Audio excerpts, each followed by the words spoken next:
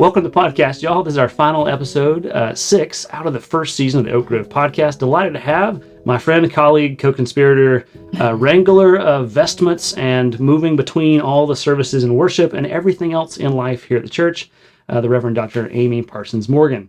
Glad to have you with us today. We're talking about, again, this is the second part of living out our faith. In this podcast, we've been looking through what it means to connect, grow, and live as we live into our vision statement for the church and becoming a more inclusive church where people experience transformation in Jesus Christ. But before we get into some of that content, I want you to hear a little bit about Pastor Amy. So, Amy, tell us some about yourself. Like, how did you end up here, and sort of kind of who are you? Yes, I ended up in ministry because I started feeling a call to ministry as early as when I was 5. My grandmother tells me that, well, she did tell me that when I was 5 years old, I said, I wish I was a man so I could be a minister, because I had seen no women at that point. And actually, as I began to feel the tug, the call of ministry, one of the things I had to do in college was get past my own sort of prejudices against women in ministry. But I had a really friend who was a really strong faith influence who was called to ordain ministry. And I went to a special service that they had in her local church when she was commissioned for candidacy. And in that service, as we were singing the closing hymn, I just heard this deep sense within me saying, "And you." And I didn't know exactly what that meant. I thought it meant maybe youth and children's ministry, something like that. But as I explored and as I went to seminary, because I could, I discovered preaching, discovered I loved it, felt more and more this call to pastoral ministry, and have now been doing pastoral ministry for 37 years. Yeah. Served churches all around North Georgia as both an associate, pastor of a small church, pastor of a large church. Married to Dan for 38 years. He knew what he was getting into when we got married. God bless Dan Morgan. Yes. You knew what you were getting into. He knew what we were getting into. Yeah. And interestingly, he was raised at the United Methodist Children's Home. His parents were both on staff.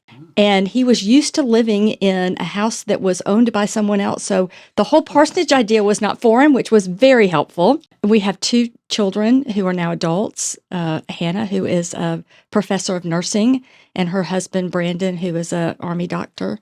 And 2 precious grandchildren, Eleanor and Lillian.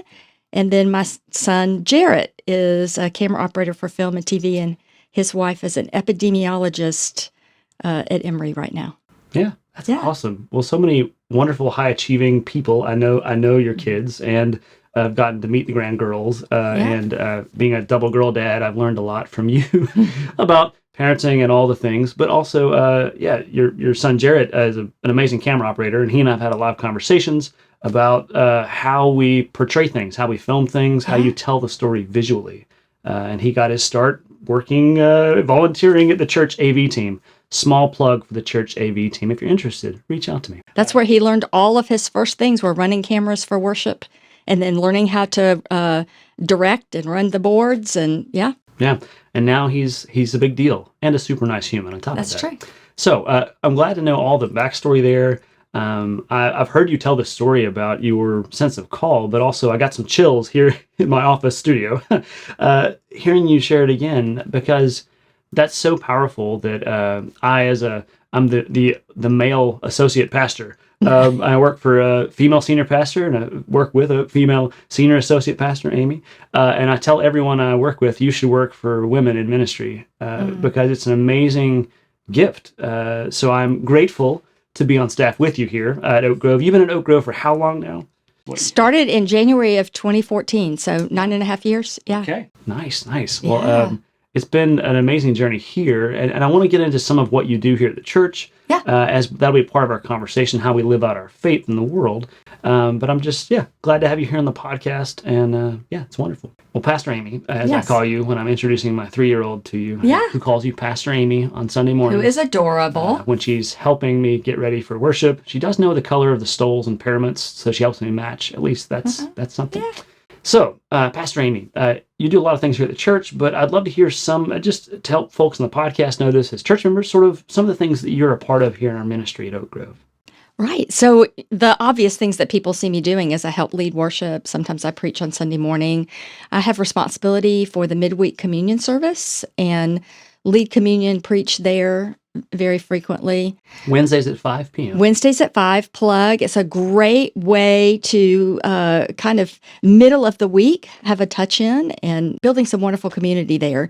And if you needed a nursery, we could make that happen. So Yeah. reach out. It's a great thing, Yeah. especially if you're traveling on the weekend and don't want to stream it. You can come in small, 30 to 40 people. It's nice. Yeah, and the whole service is like less than 40 minutes. Yeah. Yeah. And when we're doing Wednesday night dinners, you can just literally finish that time and roll straight into Wednesday night dinner. Yeah, so it'd be a good grow and connect piece for the vision. Yeah, yeah. So I feel like my job responsibility could be titled Pastor of Living Out Your Faith. Okay. Yeah. I think that makes sense. Because that's what my whole job responsibility is, helping other people identify their gifts, their passions, their interests, and live out their faith, either serving in the church or outside the church.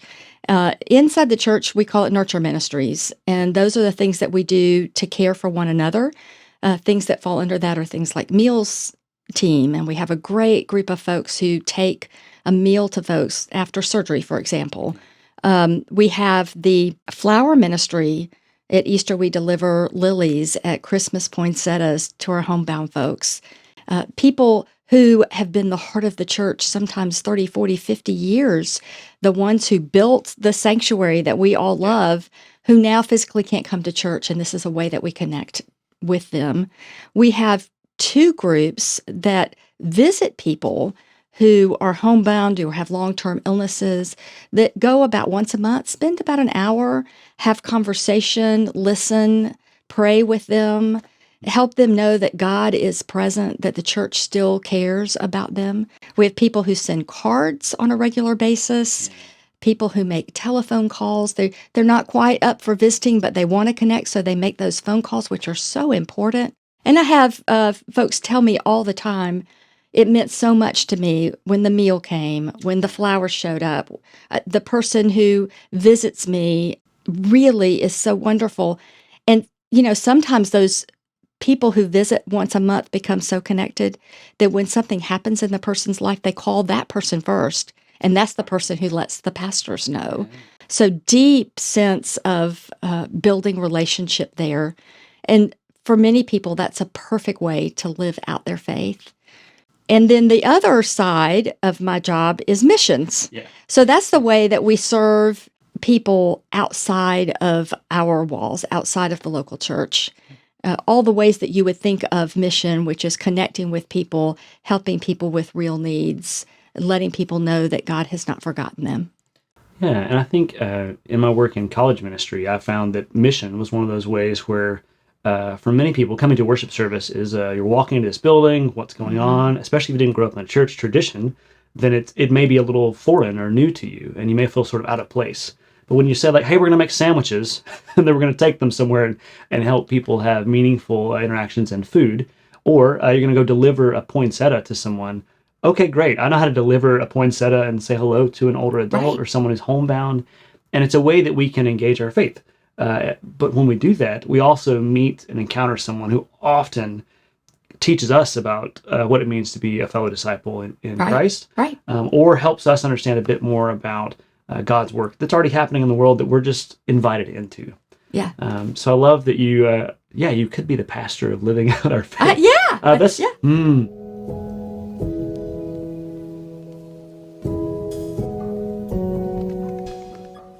So in the vision process, we came out with this new vision statement for the church for the next 5 years, our vision statement, which you've heard a lot of times in this podcast. But the last part is about living out our faith.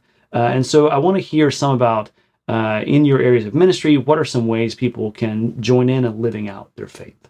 Yes. So in the things that we have programmed, certainly people can contact me and get trained to visit people, to do phone calls, to send the notes and cards that we send to people. They can also sign up when it's time to deliver poinsettias and deliver lilies. We have some folks who take communion from the communion table out to people who aren't able to come for communion, and folks really appreciate that. we have lots of ways that people can serve others in the church. We need more people to be on the meal team so we could offer more meals each week to people who would find that as an expression of care, but also really helpful. When you've had surgery, you don't feel like cooking. So in that area, and then in missions, we always have something going on in missions, either a way that people could be a part of an event like Feed My Starving Children or Spooky to Be Hungry, Angel Tree, those kind of things, mission trips like the Hinton mission trip that is coming up in October, where we'll go and we'll build decks and help people who, mostly low-income senior adults in Western North Carolina, could be a part of that. So lots of those one-time things, but we also have things that are just ongoing constantly. Like people who make sandwiches every Thursday, this really faithful group of people who come and make 300 sandwiches Thursdays at 1. And then another really faithful group of people that, man, if people want a blessing, they need to go with the Soup Sisters downtown and share lunch and get to know the folks that are a part of the Mercy Church community and the community that they serve. So lots of ongoing things, blessing bags on Wednesday nights during the school year. And those go to our friends at McBrayer Elementary, just across the way from us. Right. 2 miles away, there's a school where they have almost every student is on either free or reduced lunch. And so creating those weekend food bags to make sure those kids are having enough to eat when they're not getting breakfast and lunch at school. So all those ongoing things. And then, of course, we have the collections, and all of our collections support our other ministries and ministry partners. For instance, school supplies we give to Montclair. When we collect diapers, we give to Wellroot, and we have a deep relationship with Wellroot and their foster care ministry. And I think something I love when we've done, like, for example, the warm-up Sunday with the coat drive, and people bring these things in, and our mission partners come and pick out what they need. Same for It's Spooky to Be Hungry, and we have literally tons of food in the fellowship hall being sorted by volunteers at Halloween time, and it stocks the pantries for the shelves for many of our pantry operators for months. It does. And how it's so important, because again, those are in our neighborhood and a part of our community, often supporting members of our church when they're in need, but also supporting people that we know who live around us. I think that's one of the best parts about having these partner agencies, from Wellroot Family Services to other groups, is that we know them and they know us. We interact with each other in meaningful ways. We've had some other staff members be church members, but also we've had some families, for example, who have fostered through Wellroot Family Services in the foster care and then have adopted those children. Right. And so there'll be some more stories about that coming out at Advent and Christmas, we hope, as well as our Sunday for celebrating Wellroot.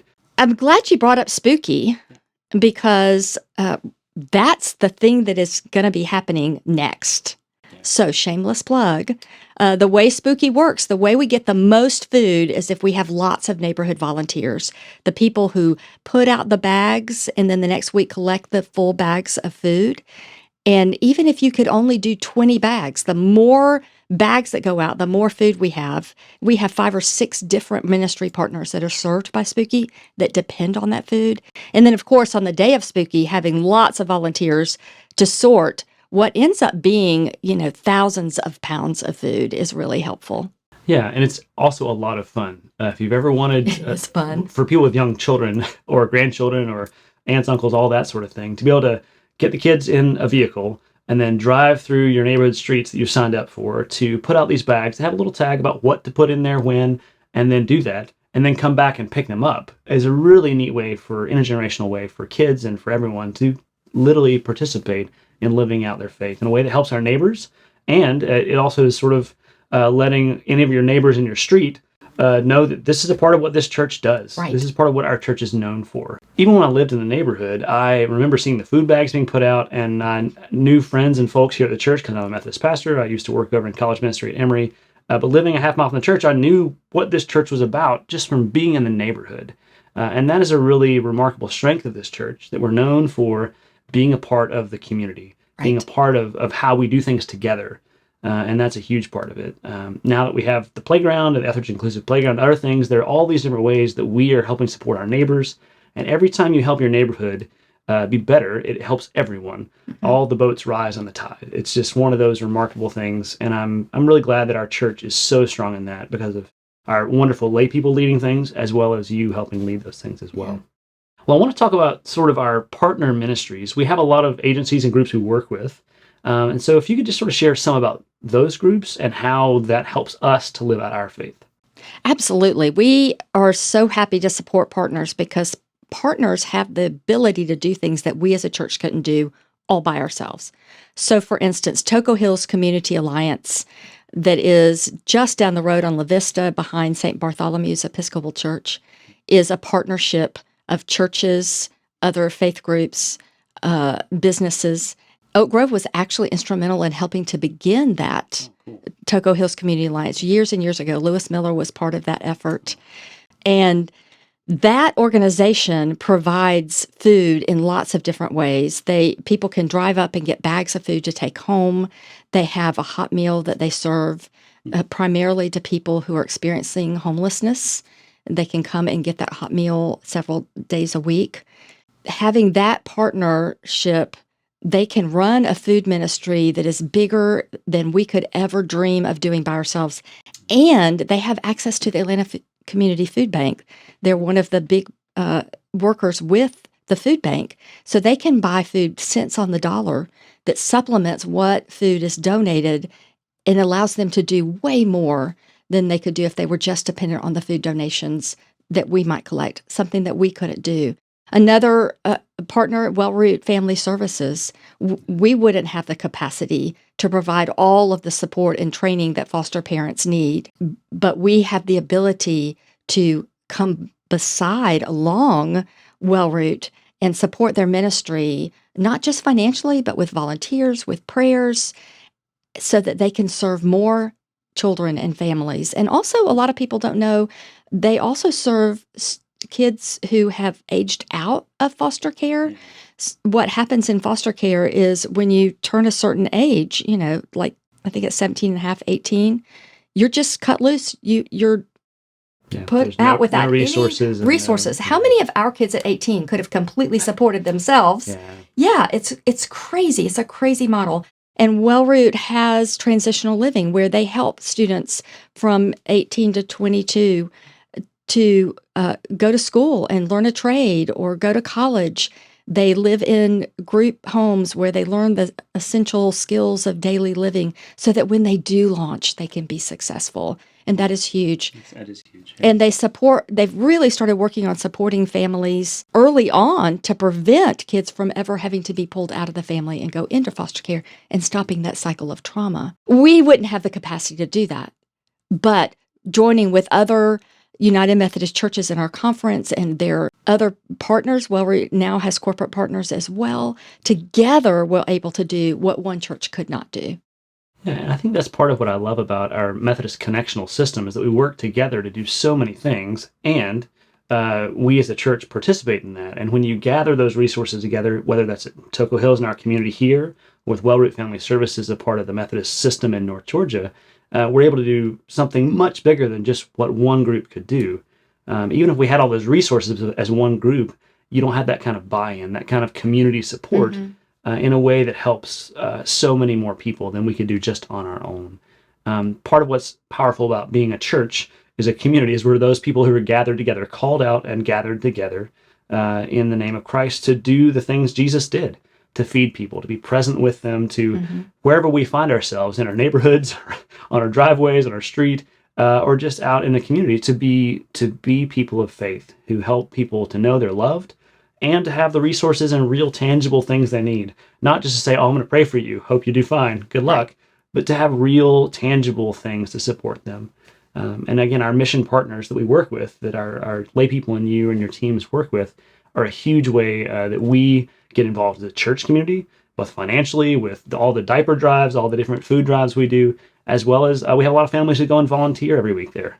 Right. So these are all the different ways you can get involved, but also anytime you support the work of the church, through your giving, through your showing up to stuff, through being a member, you participate in the work our church, our community is doing together. So it's a really neat way to be a part of that. Yeah.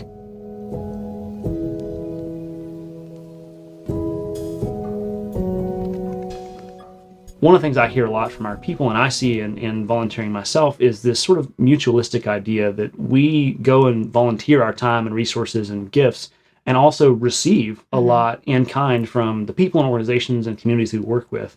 So I wonder if you could just speak to some of that, about how that is something that living out our faith does. Yeah. I hear people say all the time, whether it's in nurture ministry, doing calls, visits, or it's serving in mission, that people will come back and say, I got way more out of it than I gave. And part of that, of course, is that good feeling that we get when we're living into the call that God's placed on our lives to serve others. We're wired in God's creation. We're wired to serve others in a way that makes us feel stronger about ourselves. But part of it is what we learn from the other people, the ways that we're able to connect and build relationships in that is just wonderful. And it's important in mutualism to recognize that every single person is a child of God, loved by God. Every person is gifted and has things to offer, needs to be treated with kindness and respect. And when we treat other people that way, they often reciprocate that to us as well. And we begin to see the gifts in other people, and they offer their gifts to us. We learn from them. For example, if you go on Friday with the group that goes for a mobile soup kitchen, it's delightful to hear the stories of these folks who are coming to share lunch, people who are unhoused, and hear about their hopes and dreams and their passions. And it also helps to break down the stereotypes that we have of people. I had a powerful experience of that several years ago. Went with our soup sisters down one Friday. It was a Good Friday. We were going to share a picnic lunch, but also do Stations of the Cross, walking through and reading those passages, which was really wonderful. And for those who don't know about Mercy Church, it's not a church that serves people who are unhoused. It's a church whose congregation is people who are unhoused primarily. They have other folks that come and are a part of the congregation as well, but there are people who are experiencing homelessness that are also leaders in that faith community. So they're taking turns reading the passages, and we're walking and sharing, and the pastors, Pastor Chad and the others, helping with that. Okay, so I came into that just not really sure what to expect. Yeah. And I'm like most people, I have in my mind, this is what people who are unhoused are like. And so I'm walking with this group and I'm listening. The stories are powerful. The experience of Stations of the Cross is powerful, but I'm still a little uneasy, uncertain. This is something new for me. And at one point we're walking and I feel these hands grab me from behind. And I had this moment of fear because I'm, in downtown Atlanta with people I don't know well. And both of us paused. The person who had me and I both paused for a breath. And then this big guy who looks exactly like you would expect someone who's unhoused to look, reaches down and points to the ground. He had grabbed me because I was about to step in the most gigantic bed of fire ants you have ever seen. Yeah. And this wonderful thing happened. I turned around and I thanked him. I mean, I was so grateful, mutuality, so grateful of his care for me.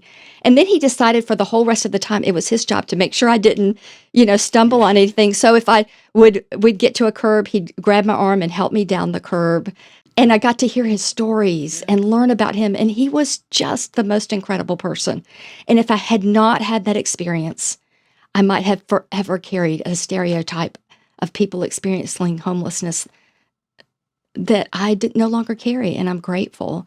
So this mutualism that we experience as we serve, we see it when we go on the Hinton mission trip, or the folks who go on the Honduras mission trip come in, especially in the Honduras mission trip, working side by side. And every time the team comes back, they say, oh, the Honduran people worked way harder than we did. They could lift things we couldn't lift. And even with the language barrier, at the end of the week, they leave having made deep friendships with people. And they look forward to when they get to go back and see the friends that they made year after year after year. So this real sense of not a model of missions that is us and them. We're giving to you, but where we are connected by our common identity as children of God, by our common experience of what it means to be human with all of its joys and frailties and hurts. And when we can get to that, then we've opened the door for kindness and respect, but also to share our story of how we do this out of our faith in Christ in a way that could be heard and maybe transformational for people. I think that's really powerful, the way you shared your experience about the fire ant bed and all that part, and then the shepherding instinct, Yeah, care for one another. Anytime you work with folks who are unhoused or experiencing homelessness, it is an opportunity for you to learn about how their experience has been. right. Anytime you have the experience to learn from someone else's life and their journey, it really can be a powerful thing. And so that's so neat to hear of your experience there, and all of our team who goes there each week. The times I've been, there have been a lot of people who are helping, who show up to help unload the bus and serve things, and they themselves are sometimes people who are leaders in the community who may or may not be experiencing homelessness. Some of the folks that I met there were people who used to be Right. homeless, and they were experiencing, being unhoused, and so now they're living in housing, and they still come back every week to help their friends and be a part of the community. Which is so fabulous. It and, is. And, we see it in other missions as well. So I think about Breakthrough House, which serves women who are struggling with addiction. And their new model, they have women who have children. And the folks who go and volunteer there and serve there are able to see how these women who are just bound by the disease of addiction are hungry to get well so that they can be the kind of mothers to their children that they want to be. Very powerful stories that you hear there at Mountain View Personal Care Home when you go and volunteer there and you see people who, if they were not there, would be experiencing homelessness. It's a low-income senior adult living. And to hear their stories of how they've been productive and worked hard all their lives and get to the end and don't have the resources they need, but have so many gifts and strengths and abilities to share, and the friendships that they have to share. It's just wonderful to hear those stories.